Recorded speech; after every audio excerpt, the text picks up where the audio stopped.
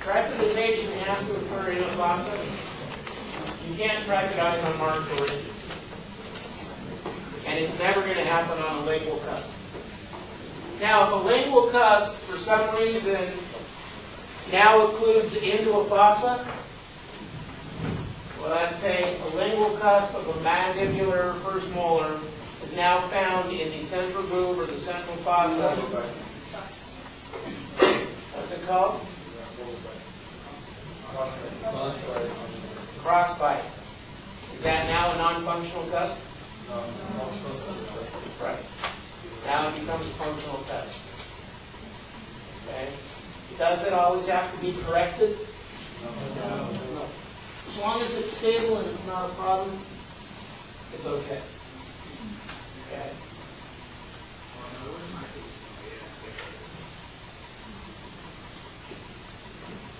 Any other questions? Okay. While I'm thinking about it, I will send out an email on the. What's the other part of that?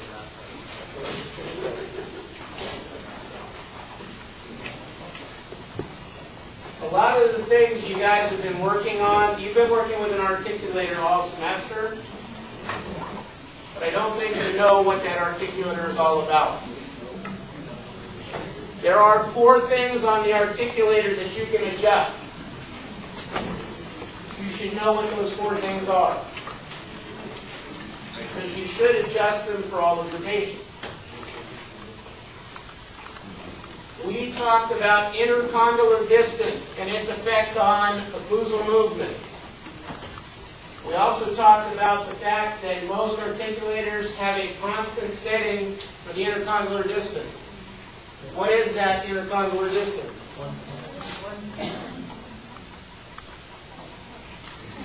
How many say 100? How many say 110? How many say 120? How many don't care? It's 110 millimeters. So if you take your articulator and measure from the center of the ball to the center of the ball, you'll find it to be 110 millimeters. Okay? You need to know that. You should know what that little white thing at the front of the articulator is called.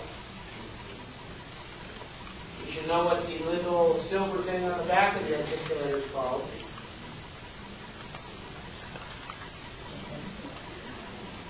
You should also know the sequence that is recommended for occlusal waxing from the waxing manual.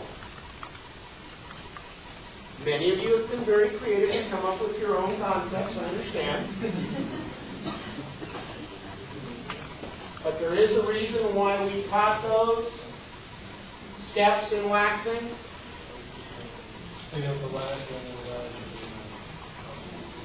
Just for the occlusal. Cones, triangular ridges, cusp ridges, marginal ridges, axial ridges, fill-in.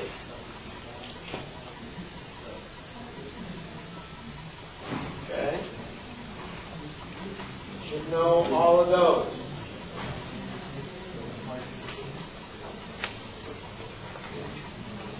You should know these movement diagrams and be able to draw them and label them.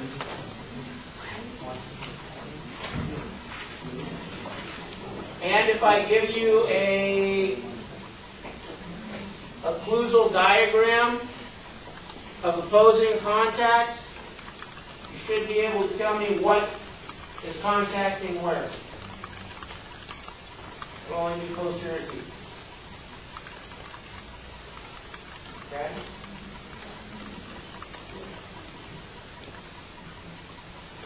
Part of this tests your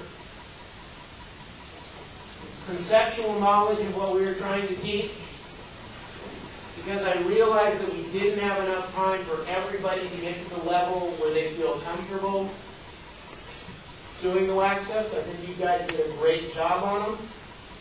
The faculty has made comments in the last 2 weeks how much you've improved, but there still isn't room for more improvement. And I don't want to examine you on something you're not ready to be examined on. Okay?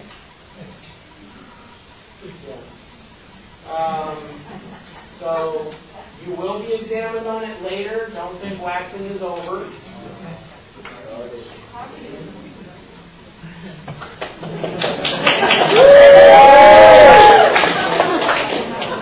Unless I fail you.